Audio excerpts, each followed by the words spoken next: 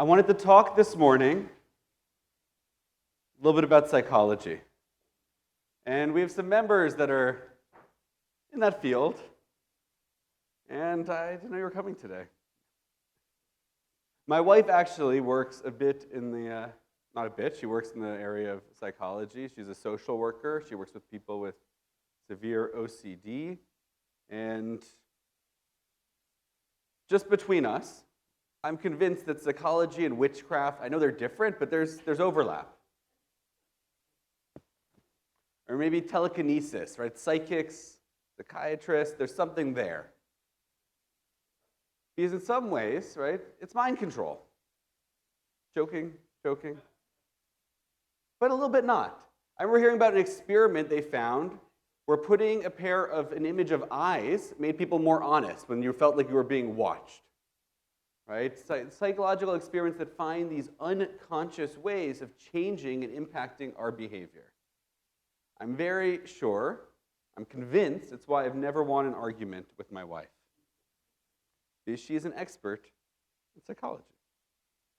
But I want to talk about a psychologist, Solomon Asch, and a set of experiments he did a long time ago. Born in Poland, he was a Jewish immigrant to New York. His family immigrated. And he did a series of studies on different things. One of them was a study about how we go along with what others say. And in this study, he had a group of actors and one participant. And the participant thought that he or they and the other actors were all actually participants. And they were given on one card an image with 3 lines of various sizes, and on another card an image of 1 line, and told to pick which of the 3 on the other card matched the size of the one that they were given. And I remember the participant thought they were all just deciding which is the one that matches. But other than the participant, the others were actors. And what Dr. Asch found in these experiments is that if the actors gave the wrong line and said one that was bigger was equal in size, or one that was smaller was equal in size, and they all agreed, when it got to the participant, nearly 75%, they were able to get the participant to at least once, if not in some cases even more often, agree that a line that was sitting in front of them and was not the same size was the same size. What was interesting about this was afterwards, in the interviews of why this happened.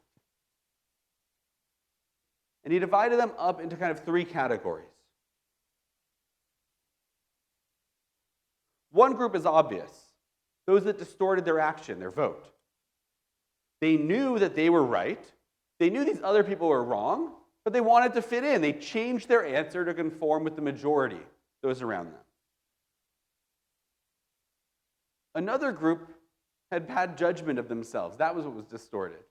They knew this was the right answer, but everyone else seemed to say the other one is the right answer. They assumed there must be something wrong with them, that they somehow misjudged this. They're not seeing it right. The one that I'm most afraid of was the group that said afterwards that they really believed it was the right answer. They insisted that that was the right answer. Those 2 were the same size when looking right at them, they weren't. But because of what everyone else said, it wasn't they deliberately changed their answer because they wanted to fit in. It wasn't they changed their answer because they assumed if everyone else thinks A and I think B, I must be wrong, so they switched to A. Everyone thought A and they thought A.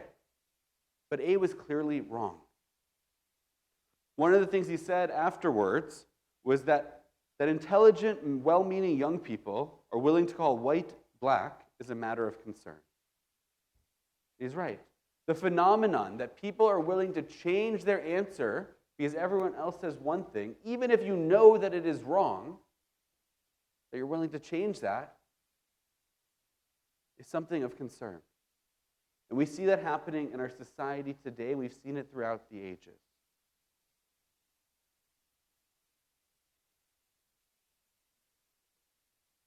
Recently, it was in the news that Alex Jones, you may probably are familiar with him, right, was sued successfully because of the false claims he had for years and the trauma it caused to the families of the Sandy Hook massacre, where 26 people were killed, 20 of them children in elementary school, that the images was fake, that this was all actors. And people were outraged, for the most part, at the claims he was making.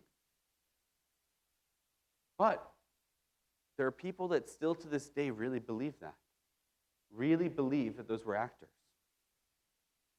From the other side, I've heard well-meaning people who seem to care about human rights, seem to care about human dignity, say that they're tearing down posters of hostages because these aren't really hostages. These are just stock images that someone found online and put together. But when enough people say that, people start to believe it. That the images of the massacres, the videos, were just AI generated. Enough people say it, there are people who will start to believe it. That's what Dr. Ash's experiment tells us. And that's what scares me. We're about to see the world celebrate in a few days Christmas. In the Jewish community, there's a lesser-known holiday, not so much a holiday, it's not a celebration, known as Nidl. It's a tradition in some Ashkenazi Hasidic communities to spend the day essentially sitting at home with the lights out. You weren't supposed to study Torah because you have to turn on your lights at night to do that. And in the old times, in the old country, the lights might attract mobs of Christians coming home from church, recently hearing how the Jews use blood of non-Jews in their matzah or other libels, how the Jews killed Jesus. This holiday was meant to essentially keep us safe, not to gather in synagogue, not to gather in mass. Built around lies. A holiday built around avoiding the result of lies and slander, blood libel. But people for centuries believed that we use the blood of non-Jewish children in matzah. That still comes up in some places in the world. Because if enough people say it, others will believe it to be true. It's terrifying. It's absolutely terrifying. And that's where we end up today with this moral math that seems so distorted. When the world confuses the terrorized for the terrorists, the victims for the oppressors. Where people can celebrate the murder of Jews as an act of resistance. People who seemingly care about morality, care about human decency and dignity. People that otherwise seem to be decent people can celebrate that as an act of freedom fighters and not terrorists, what happened. I think a part of that goes back to the experiments of Dr. Ash. That some people just change their opinion. They know they're wrong, but they hear everyone else around them shouting that Israel's a Zionist occupier, an oppressor, a European colonizer. And so they join in, even if the facts don't line up. That other people can look at those facts and think, even if I think A, it's B, because everyone else is saying B. Even if I look at the history that they've always been there, the Jewish people in the land. But enough people say that it's not true. They change, because maybe the other people are right. Maybe we're mistaken in our own understanding. And that third group that simply believes it, fully and totally, because that's what everyone else around them said. In subsequent experiments, Dr. Ash tried different things to see what could change the impact. He wanted to see if he could make the difference between the lines even bigger, and if that would change how many people are willing to switch over. Right? If you could get someone to say a 3-inch line and an 8-inch line really were equal in size, the same way a 3 and a 4-inch line, you might be able to convince them. Found that you could get pretty crazy in the difference, and still this effect worked. What he found stopped it was having a partner. If even one in a large group of actors earlier said something different from the majority, then when the participant who was in there looked at them, he was able to say his opinion. It had brought it down to just 5%. From 75% of participants going along with whatever the group said for various reasons, and saying something they knew was wrong, they knew was incorrect, believing it. So only 5% if they had a partner. If one of the actors earlier in the group disagreed with the majority and said the right answer. I think that's the most important part of this experiment. We have to speak up. We might not convince a mob. We might not convince all of those on our university campuses or all of those in our schools, all of those in our society who seem to have totally failed at the moral math of what's going on today. But by speaking up, even a single voice of dissent, we can help prevent that phenomenon of people just going along with it. Of others who might look at the facts and see what is right, see what is true, but for various reasons go along with what the majority say because of this cognitive bias. Just a single person, a single voice speaking against the majority, it seems, can have an incredible impact. From 75% to just 5% giving a wrong answer after that. We see it in our Torah portion this week. A few weeks ago, when the brothers sold Joseph into slavery, they wanted him dead. The group had a decision, a vision. And one brother spoke up and said, maybe we shouldn't kill him, we should throw him in a pit.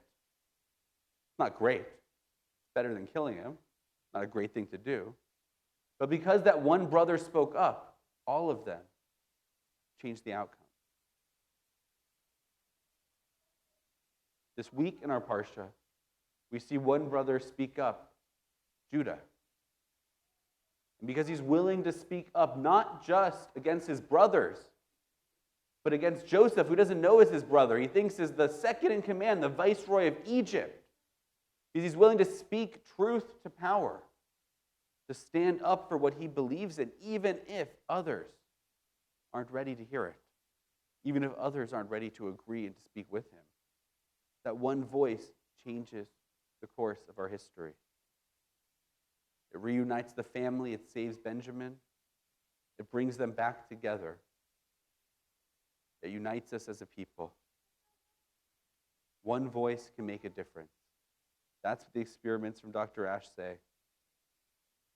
As we go out into the world this Shabbat, I hope we have the strength in the weeks, in the year to come, to stand up and to be that voice in our communities, not here in the Jewish world, but at our places of work, our places of business, with our extended family, with our friends, our social circles, at our schools, at our universities. We're willing to stand up and to be that voice of dissent, the voice that demands that the truth be spoken. Because even one voice saying that can make a huge impact. Shabbat Shalom.